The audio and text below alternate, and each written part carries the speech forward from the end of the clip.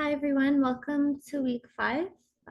We'll get started now. So thanks, everyone, for joining. So we're going to start off this week's webinar reviewing the key concepts we learned about hypothesis testing, and then we will get into a few other types of tests for different types of data. So I'll just put this in full screen. Okay, so just to review the key concepts we learned last time. So with hypothesis testing, the goal here is to answer the question, given a sample of data and an apparent effect in that data, what is the probability of seeing such an effect purely by chance? So you'll also recall we defined a null hypothesis and an alternative hypothesis, where the null hypothesis states that there is no difference between two claims that we're comparing, and the alternative hypothesis says that there is a difference. And when we're conducting our hypothesis tests, we are starting with the assumption that the null hypothesis is true, unless we have evidence that's strong enough in our data to reject that idea that the null hypothesis is true. So how do we do this? One of the main pieces of information we need to make this decision is our p-value. And that is the probability of the outcome that we see in our data, or a more extreme outcome will happen purely by chance, again, if that null hypothesis is true. So if we have a large p-value, that's telling us that our sample result is likely happening purely by chance. Therefore, the data is more in support of the null hypothesis, so we fail to reject it. If we have a small p-value, that means that there's a very small probability that we're observing our data purely by chance. So we, in that case, say that we have enough evidence to reject the null hypothesis. And then in order to make our final decision, we are going to compare our p-value to our significance level, also known as alpha, and by default is 5%, but we can change that threshold kind of depending on our risk tolerance. So if our p-value is less than our predefined alpha, and again, it's very important to define our significance level before we conduct the test. So if p is less than alpha, then we will reject the null hypothesis.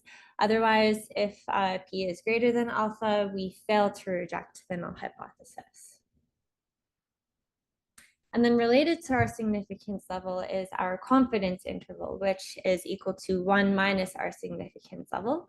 And this is going to tell us the plausible range within which we expect the true model parameter to lie. So if our confidence interval is 95%, we can say we are 95% confident that the true value of the parameter lies within that range. And we calculate that using our sample mean, plus or minus the following term, where we have our critical Z value corresponding to our confidence level of interest. So we learned that the corresponding Z value for 95% confidence interval is 1.96, multiplied by the standard error that we observe in our data.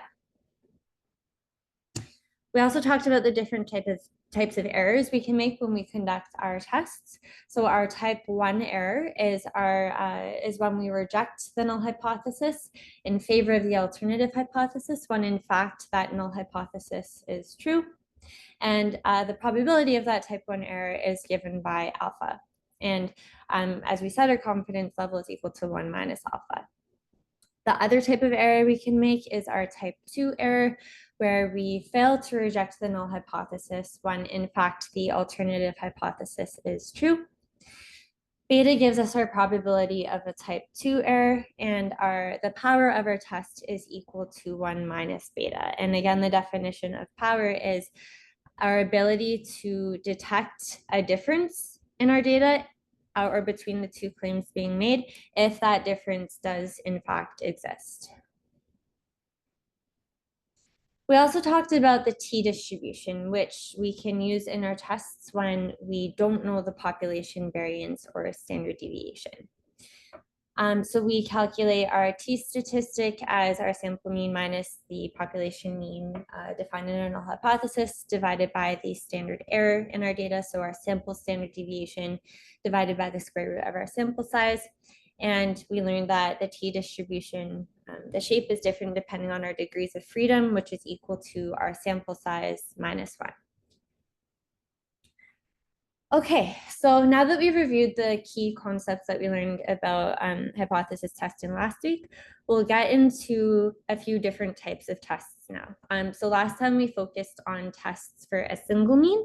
So today we'll start off by talking about how we can conduct hypothesis tests to compare two means. So an example of this might be, what is the effect of aspirin in preventing heart attacks? So what we do in these types of studies is we'll typically have a treatment group or a test group and a control or placebo group. So one group receives aspirin in this case, in the second group, the control group, they'll receive a placebo. And in this case, we might want to study the heart attack rate over several years. And then we want to be able to compare the two groups in order to make a conclusion about whether aspirin is related to preventing heart attacks. And there's two different main types of tests we can conduct when comparing two means. The first is called independent samples, and the second is called repeated samples or matched pairs.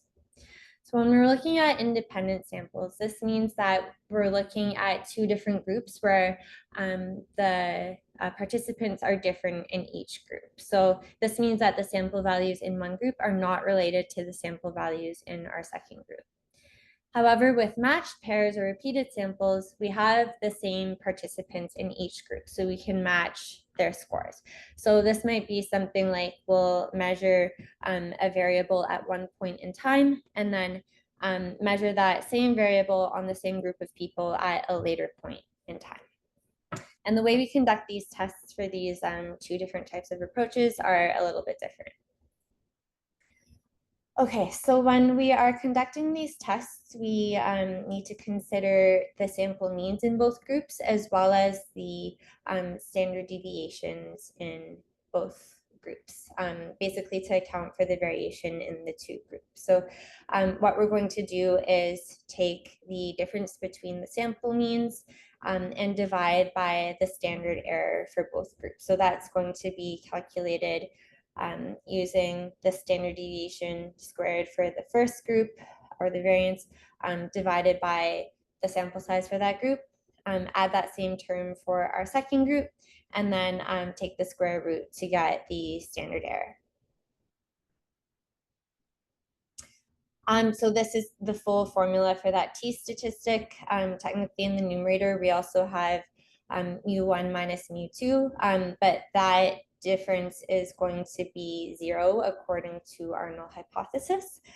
The degrees of freedom calculation you can see is quite complicated for our two sample means, but this will be calculated automatically for us in Python. So in t-test, so in the formula, this is going to be our t-score, and we're comparing it to a t-distribution to answer the question in the chat. Okay.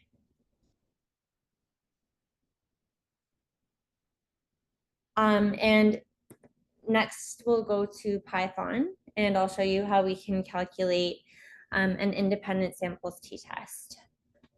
So let's say that these could be test scores in two different groups, and we want to see if they're significantly different or not.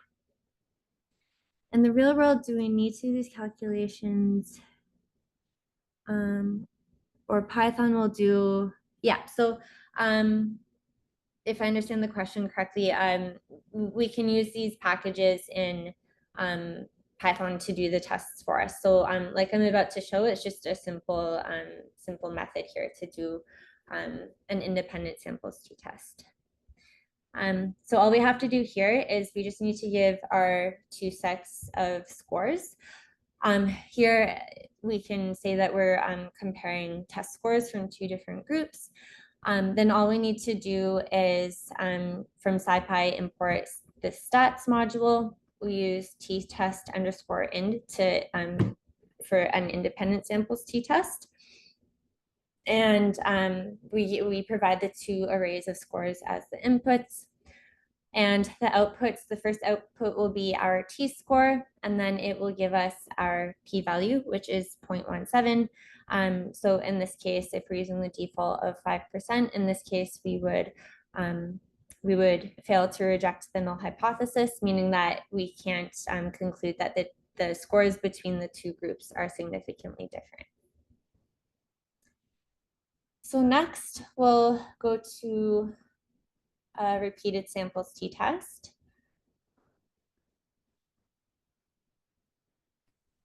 And the key, sorry, was there a question?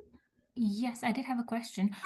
So to do all the hypothesis testing and everything, we require the p-value, like the p-value and the mean and the standard deviation and the number of samples. I'm just a little lost because yeah, so this is a formula to calculate. So this would be our sample means for group 1 and group 2, our sample standard deviations, and our sample sizes. But in order to do this in Python, in order to do this in Python, it basically does everything for us. We just need to give the two arrays of scores and feed that into the function. And then it will give us both of our outputs, which is our t-score and our p-value. Okay. Right. Thank you.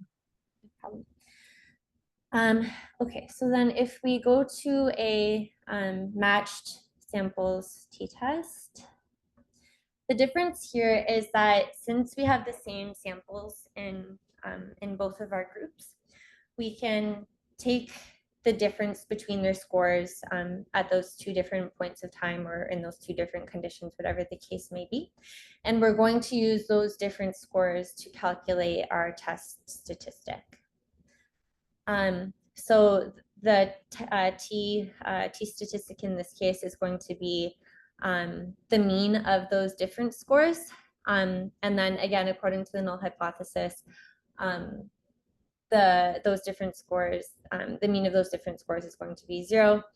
And then we divide by the standard error again of those different scores. So we take the standard deviation of the different scores and divide by the square root of our sample size. So let's walk through an example of a type of study where we might be using a matched samples t-test. So let's say that we want to investigate the effectiveness of hypnotism in reducing pain. So we're going to have our 8 different participants here, and we're going to have their scores before hypnotism and after hypnotism. And we're going to take their different scores as their score after the treatment minus their score before the treatment. So now we have 8 different scores. And we're doing, we want to see if hypnotism was able to reduce pain. So here we're going to hypothesize that there is an improvement in scores, meaning the different scores should be lower. So the mean of those different scores should be less than 0, making our null hypothesis those different scores are greater than or equal to 0. Next, we calculate our mean and standard deviation of those different scores and calculate our degrees of freedom as our sample size minus 1, which in this case is 8 minus 1, which equals 7. And then we calculate our t-score and p-value, which I'll show you how to do in Python. And in this case, the p-value is going to be less than our alpha value, so we can reject the null hypothesis. So the way we can do this type of test in Python is we're just going to make an array of our before scores, our after scores, and then calculate our different scores.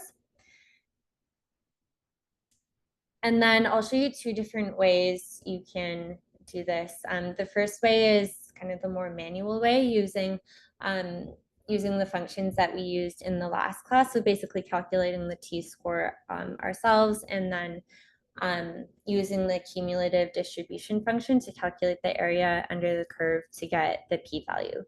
So we're just going to calculate our t-score as the mean of our different scores, and then we calculate our standard error as the standard deviation of the different scores divided by the square root of our sample size.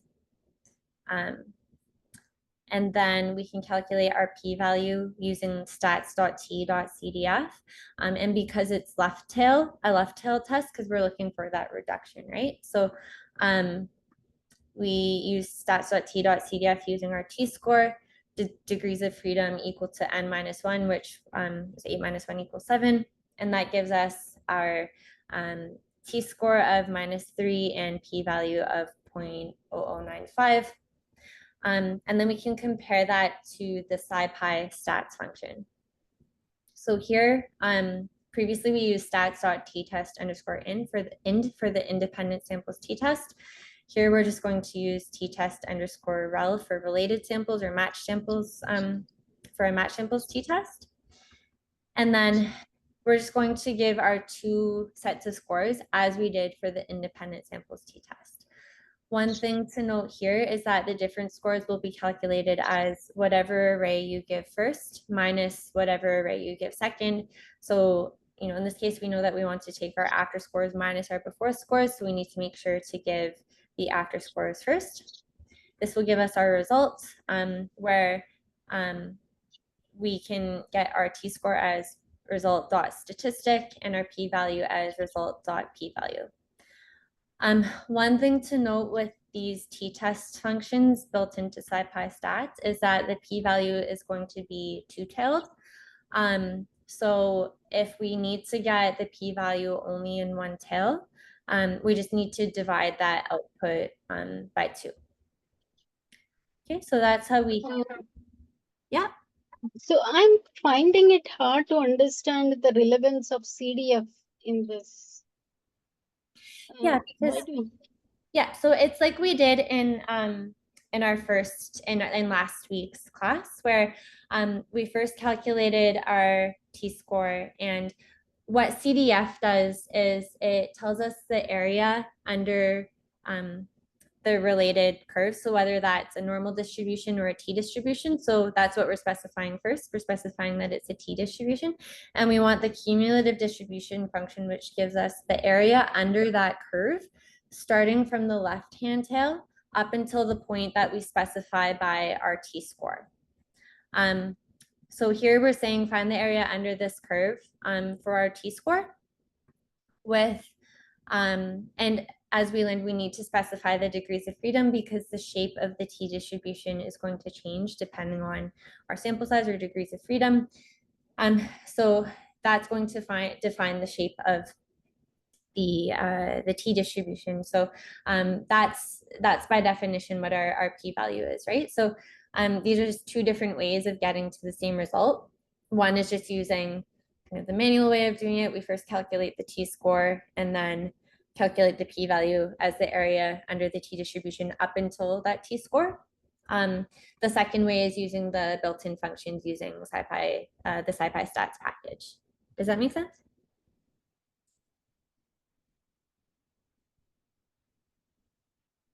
Any other questions about that? So when I have a question. I have also Sorry. a question. Sorry. No, so you go. So where you use the PDF, like the CDF is used over here. So how you use PDF function? Where? What scenario? Are you talking about the percentage point function? Yeah, I mean the CDF functions that we use stats.t.cdf. Instead of that, we have the PDF functions. So that function. Last class we studied that. So sorry, there's the PPF function, the percent point function, which is the inverse. So like in the context of these hypothesis tests, like if you're looking at the area under the curve, you'd want to, like, CDF is the area under the curve, and the percent point function is the inverse to kind of go the other way. So starting from a p-value and getting to kind of the critical value. Is that the one you were thinking of? Yeah. Could you please explain this on the graph? Would be simple to understand. Sure. I don't have the graph up. Okay, give me 1 second and I'll pull that up. In the meantime, was there another question? Yeah, I was going to ask for some clarity on that exact issue myself. So I think we spoke about the PDF function as being the probability distribution function, which calculates the area under a continuous curve. Whereas, at least my understanding was the cumulative density function was related to fixed points. Okay. I don't know if I'm right. I could think- very well be wrong there. I think it's exactly opposite. Yeah, It's opposite. Okay, opposite. Yeah. All right. I had the same question. PPF, that I think that's what I thought. PPF was the certain point, and yeah, I mean I have the same confusion going on. The PPF, CDF, and PDF functions. Okay. Yeah, that's why I asked PDF. So let me pull up so I'm trying to find a normal curve here. 1 second. Soren, can I ask, you mentioned something. So the CDF function gives the area under a continuous distribution curve. Yeah. This is what I understood. Yeah. The Yeah. CDF, okay, all right. Okay. So that's the p-value calculation, essentially. Yes, that's correct. Right, okay. Okay. And then, okay, so I think, okay, so sorry, I'm just going to get an example from last time. Okay, let me share my screen again.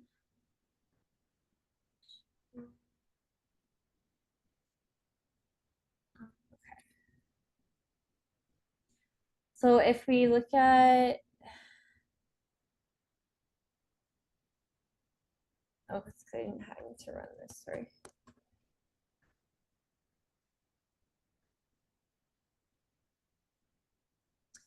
Sorry guys, give me 1 second. Just want to pull this up. You can do a simple scratch, don't drawings, don't need the precision.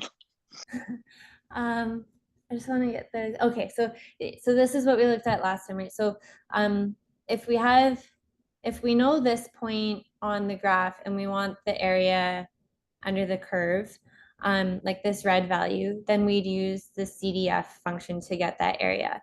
If we wanted to get the inverse, so we're starting with the area of 5%, say, and we want the point on the curve that corresponds to that 5% area. So we want to know the value of x that corresponds to that 5% area, then we'd use the percent point function. Does it make sense? Yes, thank you very much. Okay. Okay, so any other questions about Yeah, I have one more question. Yeah. You divided the calculated p-value by 2. That means it's a two-tailed test, is that right? so the output by default of the SciPy stats functions is it's going to give you the area in both tails. So it's going to calculate the two-tailed test. So if you just care about the value in one tail, you just need to divide that output by 2. So it's 5% on one end and 5% on one end, given the significance level was 5. So our significance level was 5%, but we're defining that as a one-tail test. As long as the area in the left-hand tail of the curve is less than 5%, then we can reject the null hypothesis, right? So say the output of this test was 8%. That 8% means 4% in the left tail, 4% in the right tail, right? So Right, okay. we divide that output by 2, it's 4%, so we can reject the null hypothesis. That was just an example to say, like, if we just took this output, or if, if we had 5% as a 2-tail test, we would fail to reject the null hypothesis, but our 5% was just for a 1-tail test. So we divide that output by 2, it's less than 5%, and we can reject the null hypothesis. Okay, so the default behavior of that function is somewhat like a 2-tailed test then? That's right, yeah. Okay, all right. Yeah. Okay, any other questions about t-test? I did have a quick question. I just wanted to know what is left tail and what is right tail. What do you mean by that? If you have the graph open, if you can just, yeah. Yeah, that's right. Good. So it just depends on the direction of your hypothesis. So if your alternative hypothesis states that the population mean is less than a particular value, that's a left tail test. If you're hypothesizing that it's greater than a particular value, it's a right tail test. If you don't have an idea of the directionality, then you can do a 2-tail test, in which case your null hypothesis would be mu is equal to whichever value, and your alternative hypothesis is mu is not equal to whichever value. So whether it's a left or a right tail, we can use CDF. Is that what you're saying? You can still use Because we were doing right. I mean, if you see, that's what we're doing is right tail, but you might, according to that. yes, I mean, you can use CDF in either case. You just have to be careful of the fact that CDF will give you the output from the left tail up until the point you define, right? So by default, that's kind of a left tail test. So if you need the output for a right tail test, That would be 1 minus then. 1 minus, and then to get a 2-tail test, it's a little more complicated, but basically you'd need to take the value in the tail that's smaller. So let's say the output of your test was 0.96, then the smallest tail would be 4%, right? Like it would be 4% of the right tail, and then multiply that by 2 to get that area in both tails. Okay. Thank you. Okay, so now we can, oh, this is the wrong lecture. Now we can move on to our conversation about statistical inference that we can perform for categorical data. Okay, so when we're talking about categorical data, we're talking about data that can be divided into different groups. So this could be things like t-shirt sizes or music genres or geographical locations. And there might be other cases where we are working with a variable that is inherently continuous in nature, but we might want to divide it into meaningful groups. So this could be something like age groups, where age is a naturally continuous variable, but we want to divide it into meaningful groups such as children, adolescents, and adults, for instance, to compare a variable between those 3 groups. And when we're analyzing categorical data, this generally is going to involve the use of data tables, the most simple case being called a two-way table, where we'll have one categorical variable with different levels or subcategories in it, and same thing for our second variable. So in this case, we're looking at the association between whether students received tutoring or did not, and then whether they passed or failed the exam. So the count in each cell represents that particular combination. So 40 received tutoring and passed, for instance. And then we'll need to calculate the row and column totals in order to calculate the subsequent tests we'll be learning about. And then we can simply convert those counts to proportions by just dividing each of these cells by the total proportion size. Sorry, by the total sample size. Okay, so when we're analyzing categorical data, that is generally going to involve looking at those proportions of observations. So we're going to use the proportion that we see in our sample as an estimate of the population proportion. So p hat is what we use to denote our sample proportion, p is our population proportion, X is our number of observations, which in some cases we might refer to as successes, and N is our sample size, which in some cases we might refer to as our number of trials. Okay, so the distribution of our sample proportions is going to follow a binomial distribution. And similar to conditions that we've used in other tests, primarily the N is at least 30 in order for these assumptions to be true. We have a similar condition for categorical data, which is called the success failure condition, by which we define as our sample size multiplied by the proportion of successes is at least 10, and same as our sample size multiplied by our proportion of failures. So 1 minus p, that should also be at least 10. So there are just some characteristics of the distributions. If we're looking at the counts of successes, that distribution is going to have a mean equal to n times p and a variance of n times p times 1 minus p. And then if we look at that in terms of proportions, that distribution is going to have a mean equal to p and a variance of p times 1 minus p divided by n. So we can see a couple of examples here for different sample sizes and different probabilities of successes and how those distributions look. And there's also some sample code if you want to play around with the shapes of those distributions as well in the notebook that's attached as well. And this forms the basis of the tests for proportions that we'll be using. So when we're testing for a single proportion, we're going to use a Z statistic as we've done previously. One consideration here is that we're going to use slightly different calculations for our standard errors.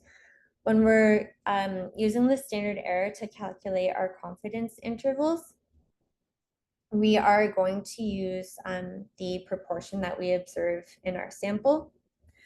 When we calculate the standard error for our hypothesis test, so for calculating our Z-scores, we are going to use the proportion that is specified in our null hypothesis, so the proposed population proportion. And then we calculate our Z-score as the proportion in our sample minus the proportion in the population divided by the standard error for our hypothesis test. So this one would be using the null proportion.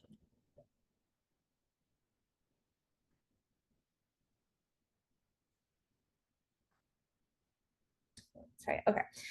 So let's walk through an example of when we might want to use a hypothesis test for proportions.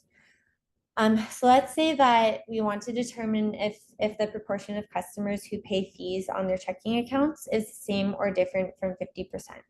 So we're going to sample 100 customers, and we find that 53 of them reply that they do pay fees on their accounts. And in this case, we're going to use a 1% significance level. So the first thing we'll do is we define our null and alternative hypotheses.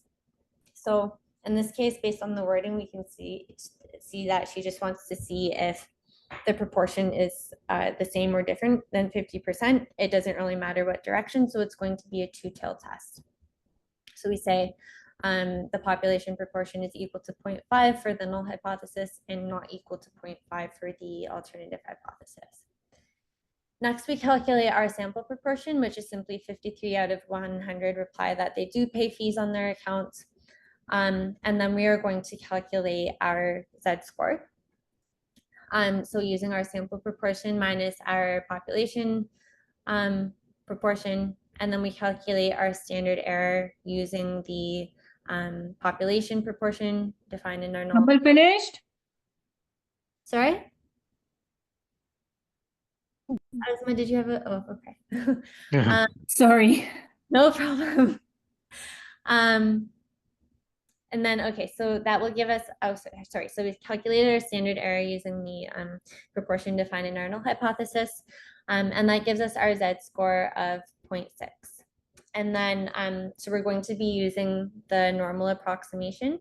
And so we can then get our p-value of 0.55, which is much larger than our alpha value. Therefore, we cannot reject the null hypothesis. So then if we go to how to do this in Python. So this is just a custom function I've written, which kind of checks a few different conditions and helps us run our test. So we just need to give as inputs the number of successes, the number of trials, the proportion defined in our null hypothesis, and then whether we want a left, right, or two-tailed test. The first thing this is going to do is ensure that the success-failure condition is met. And then we are going to calculate our z-score as we did on the slide. So the sample proportion minus the population proportion divided by the standard error using the population proportion. And then depending on whether we want a left, right tail, or two-tail test, it's going to use the CDF function to get the area in the appropriate tail or tails. And then it gives us our output of our z-score and our p-value. So using this custom function, this is how we would run it for the first example. So 53 paid fees out of 100. The null hypothesis was 0.5, and we want a two-tail test. So this gives us our z-score of 0.6 and our p-value of 0.5. Okay, so let's walk through another example. I have a question, Amanda. Yeah. So in example 1, I think the hypothesis, it's whether taking account is same or different from 50%. And you said it's a two-tail test because it could go both ways. So yeah, right. So if I had to frame this question for a, let's say, left tail test, what would that question be? Is it like, is it more than 80%? Then will that be considered as a left tail test? No, so it would just be if the proportion who pays fees, if that proportion is less than 50%, or whatever you're defining in your null hypothesis. It's just the direction of the test. Okay, if I say less than 50, then it is Left. Left. And if I say more than 50, then it is right tail. That's right. Got it. Thank you. No problem. Amanda, just one more question, sorry. Would you agree with the statement that there's very similar patterns in these different strategies that we're looking at? Like once we understand hypothesis testing, like the general flow of it, that these different variants, like categorical testing, things of that nature, they follow the same pattern. It's just the details of the equations and how those values are calculated are a little different, but the patterns are fundamentally the same.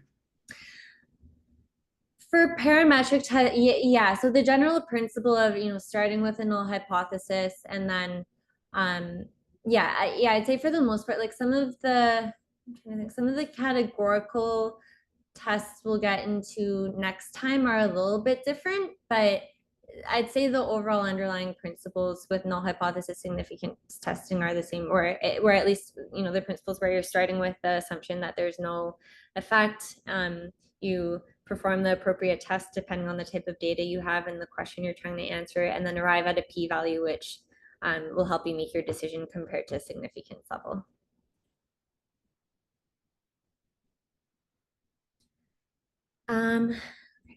Does that answer your question? Absolutely, thank you. Okay, no problem.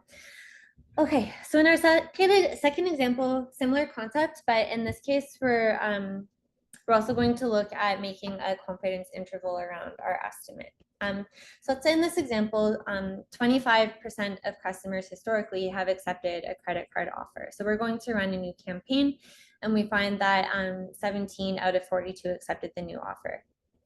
So we want to see if that new campaign was significantly more or less effective than former campaigns. So again, we're looking at more or less effective, so it's a two-tail test. So our null hypothesis is going to be the population proportion is equal to 0.25, and the alternative hypothesis is that it's not equal to 0.25.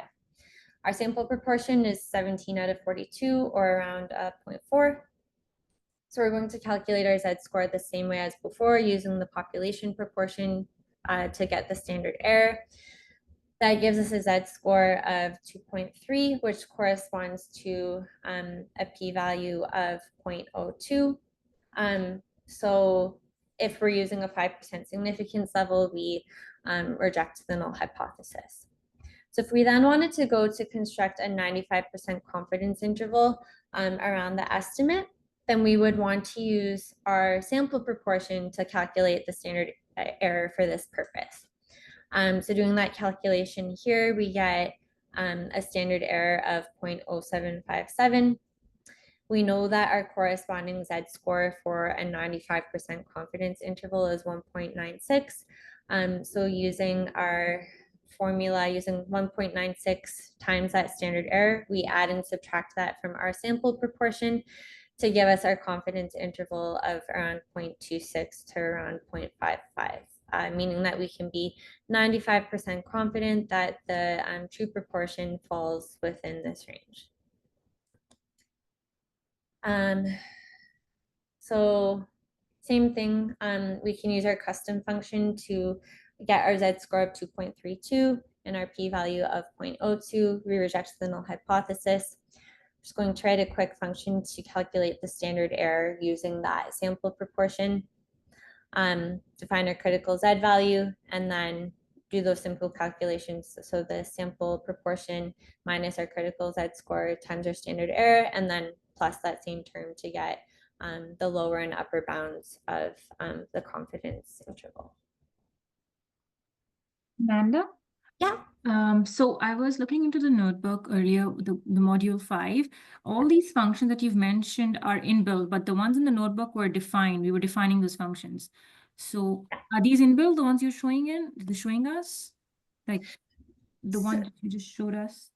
Yeah, so sorry, I'm not quite sure I understand your question, but this was like a custom function I defined for the purpose of these So examples. these are all custom functions that we're building. Like there is no defined, like for the proportion z-test, they're not predefined. Like we have to define them. I'm just trying to understand. Like you also define this one as well. Yes, yeah. So we will have to write our own code and then use it. So that's a good question. So there is this, let me confirm this after the lecture, but I believe there was, if there is some sort of a cheat code or cheat sheet, like if, or did you get my question? Because I noticed that we are defining all the functions and then we are using them. Do we have to do that, or is there any like a cheat sheet where we can directly just get the p-value or the t-value or the stat? Or yeah, for sure. So I've used built-in Python functions pretty much wherever possible. I believe, let me confirm this after the lecture, but I believe there was an issue with doing a z-test for one proportion where it wasn't, because you know how we're defining the standard error differently for hypothesis tests versus confidence intervals. I believe there was an issue with that with the built-in function. So that's why I didn't use it, but let me double check that after the lecture and I'll post something about it. Thank you so much. Yeah, Thank you. no problem. But then when we use the so for two proportions, I think that was why I had the built-in one here, is because it gives the same answer. But let me just confirm. I think it was when we're just using one proportion, there was an issue with the built-in function. But yeah, good question. Okay. One more question on two-tailed tests, please. Yeah. We have this, so we're running a two-tailed test. We have a significance level of 5%. Yeah. Now, does that mean 5% in either tail, or 0 to 5% in either tail? Do we split the significance level? That's right. That's right. Yeah. We split it. Split it. That's right. Okay. So if it's like 0.035 in the right tail, it fails. We don't reject the null. That's right. Okay. All right. Okay. So let's go to comparing two proportions. Okay, so when we are comparing the difference between two proportions, so similar to, when we're working with continuous variables, we could have a test for a single mean or tests for two different means. Similar thing here, we started off with one kind of predefined proportion in our null hypothesis. Now we're comparing two different groups to look for a difference in proportions. So in order to do this, we're going to calculate a pooled proportion, which is defined as the number of successes in group A plus the number of successes in group B divided by the sample size in group A plus the sample size in group B. And then similar for the test for a single proportion, the calculations differ slightly for a confidence interval versus a hypothesis test. Where for a confidence interval, we use the individual proportions. For a hypothesis test, we're going to use the pooled proportions. So then our Z statistic is going to become the difference between the sample proportions. Again, technically you subtract the difference between the population proportions, but that's 0 according to the null hypothesis, divided by the standard error for our hypothesis tests using the pooled proportion. So let's walk through an example of this. So let's say that we have two types of medications for hives that are being tested to determine if there's a difference in the percentage of adult patient reactions. So let's say that 20 out of a random sample of 200 adults given the first medication still have hives 30 minutes after taking the medication. In our second sample, we have a different medication where 12 out of another sample of 200 had hives 30 minutes after the medication. And for this, we're going to use a 1% significance level in a two-tailed test. So we'll define our null hypothesis as the two proportions are equal, or in other words, the difference between them is 0. So our alternative hypothesis is that those two proportions are not equal. Then we'll calculate the sample proportions in each group. So 20 out of 200 or 0.1. The second group is 12 out of 200 or 0.06. Next thing we'll do is calculate the pooled proportions. So we add the numerators, so 20 plus 12 divided by the sample sizes in both groups, which was 200 in each group. So our pooled proportion is 0.08. So then we'll calculate our Z-score, so the difference between those two proportions, and then we'll use the pooled proportion to calculate the standard error. That gives us our Z-score of 1.47. And then we can calculate our p-value using the same way as before, which gives us 14%. Since that is greater than alpha, we fail to reject the null hypothesis. So in Python, similar as before, we have our custom function where we calculate the pooled proportions, calculate our Z-score using the pooled proportion to calculate the standard error. And again, same logic for calculating the p-value. That gives us 1.47 and 0.14. And this is where we can use a built-in function called the proportion z-test from statsmodels.stats.proportion. And here for this test, we just need to give an array of the X values or successes, in some cases they're called, divided by the number of trials. So here we have 20 and 12. And our sample sizes of 200 and 200. So that gives us the same result of 1.47 and 0.14. So that wraps up the content for today's lecture. And then next week, we'll be getting into a couple more tests for both continuous variables. I'm looking at when we have more than two groups that we want to compare, as well as some additional tests for categorical variables using what's called the chi-square distribution, as well as getting into kind of a bonus topic called bootstrapping, which is another way for estimating uncertainty in our data when the assumptions required for parametric tests using the normal distribution aren't met. So thanks everyone for joining. Let me know if you have any other questions. I have a question, if you have. So can you give us a representation graphically what you teach us today? Representation graphically. So do you mean kind of like a summary to show like if it's continuous data or categorical data? No, just to put on a graph what represent each formula you give us today, just to like to feel like practically what I'm doing, not just to calculate. No? Sorry, I'm not sure I understand. So like, do you want more like real life examples or like showing on a normal curve or? Yeah, like you show us what's the p-value on the graph, is that zone under the yeah. something like that. Sure, yeah, I can add some plots to the notebook for sure.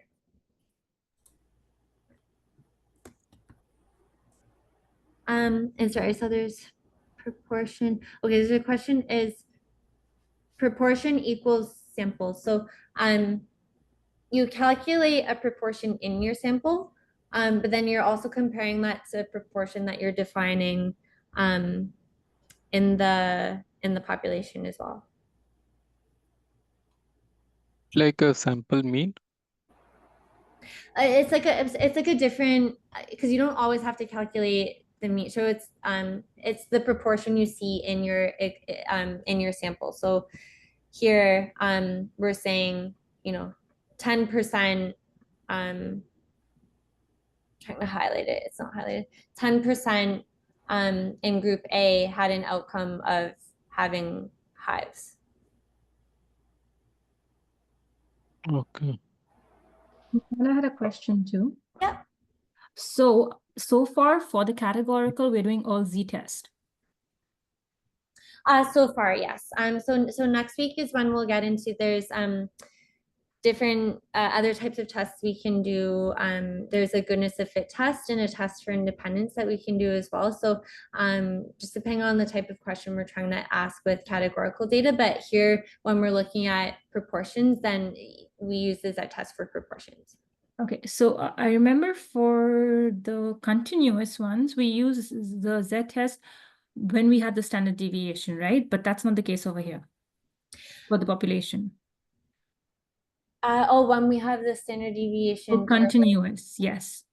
For the z-test for the continuous, you said we can only use it when we have the standard deviation of the population. Right, so that Why kind do of we use goes, the p-test? great question. So that kind of goes back to how we, where's the slide?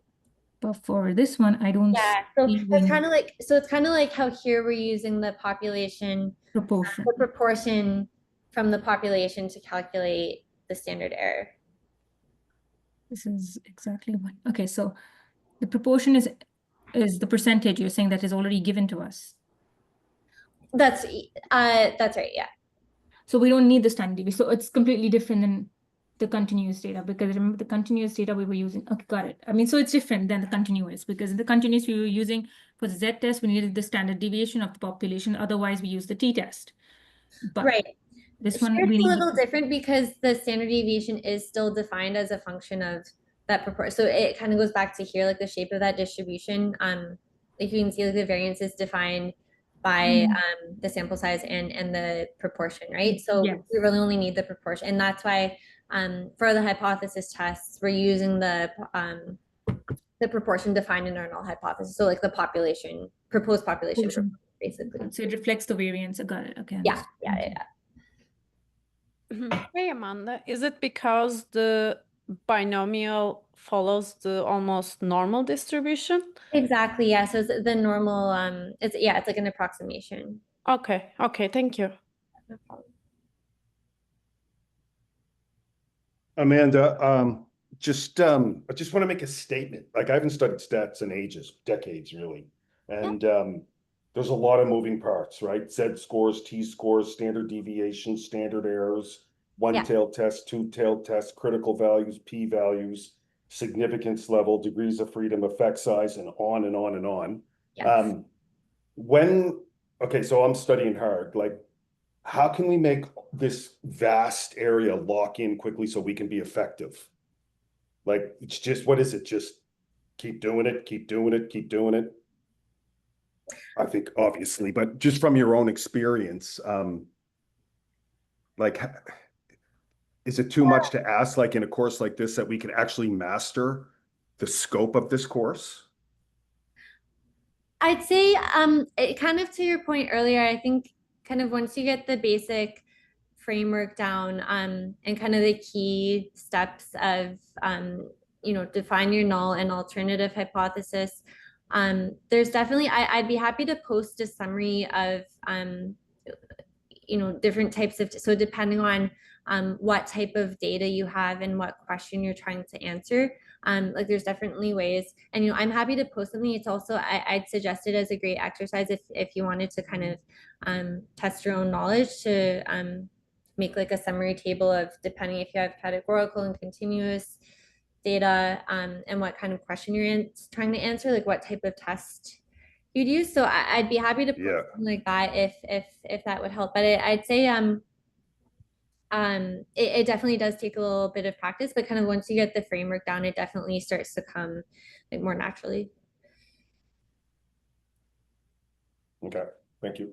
No problem. I do agree with Travis. Even I was getting a little lost because there's so many important points there. If you could share, that would be great. I just had another question. The probability that we learn in the first couple of weeks, how is it used here?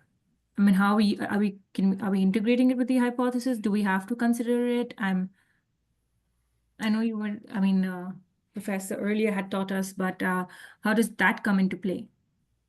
So you're talking about kind of like different types Like the of Bernoulli, and I don't know, there were so many other probabilities that we learned. Yeah. So what was that?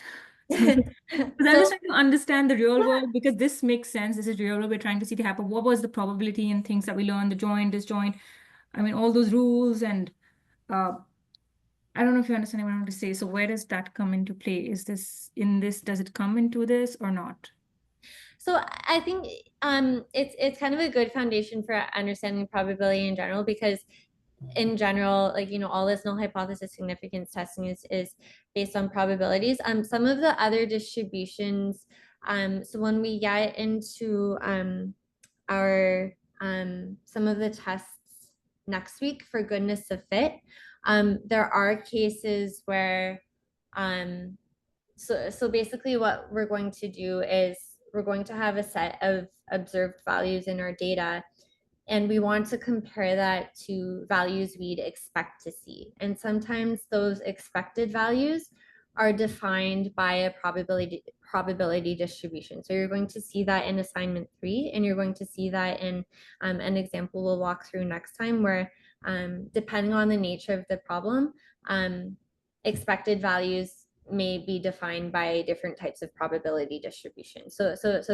that's one example. And then to the point in the chat, like the p-value is a probability as well. Forward to it. It is that because we have the probability value already in the examples that you've shown. So I'm just wondering what was the context? But yeah, thank you. If I will see the next week course, I probably will have a better understanding. Sounds good. Any other So I have a question about, I think there is a gap. So when we talk about binomial distribution, we have a different way to calculate the standard deviation for that, because that time is not the proportion, it's just the probability. So I think there's a gap between when we talk about the distribution is all probability, and now it's become the proportion. I wonder if you can explain the gap. Why we a couple of weeks ago talk about the distributions, and now we talk about the proportion distribution.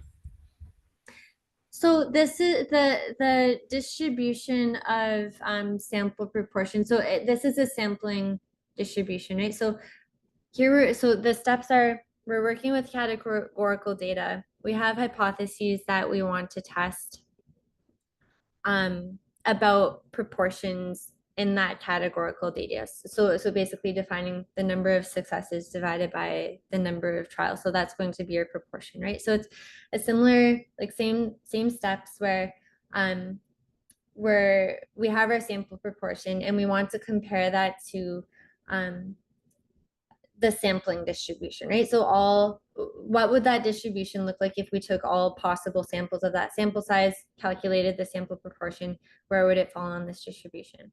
So that's where this distribution comes in, is for this categorical data with like looking at proportions, this is what the sampling distribution would look like. And then we can then use the normal distribution approximation to the binomial distribution to calculate our test statistics. Does that help?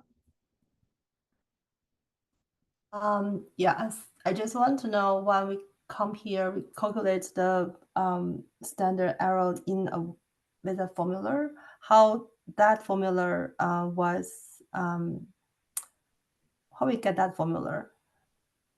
Yeah, so it's just looking at, sorry, because here see like the variance of the binomial distribution, like if we look at the variance, it's p times 1 minus p divided by n, right? And we know that the standard deviation is the square root of that. So that's where this formula comes from. Make sense? Okay. Yeah, it is basically the mean of the sample, isn't it? Because it's a binary response output, it can only be the proportion of the sample. So the mean will be the whatever the proportion of 0 or 1. Exactly, yeah, so yeah. Any other questions?